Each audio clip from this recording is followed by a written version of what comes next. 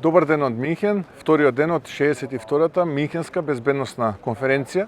Денот го започнавме на средба со господинот Тед Дојч, инаку председател на Американско-еврејскиот комитет, средба на која што разговаравме за глобалните безбедносни предизвици, но и мирот кој што секогаш треба да представува наша цел кон која што како политичари треба да се стремиме.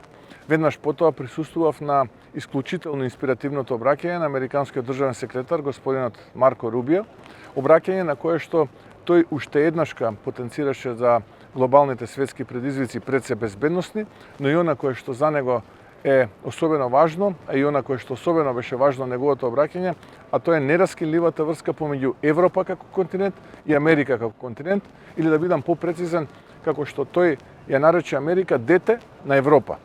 Она кое што тој го порача и беше негова главна порака е дека како партнери и како пријатели треба да продолжиме да соработуваме во светот и не само во рамките на НАТО алијансата, туку и заедно да ги решаваме сите оние безбедносни предизвици, но и економски предизвици кои што се исправени пред нас како два различни континенти, Европа и Америка.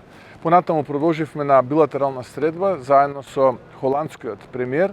На средбата разговаравме за три важни работи за нас како држава. Првата, ние се наоѓаме во истата конституенца заедно со Холандија во Светска банка и Меѓународниот монетарен фонд.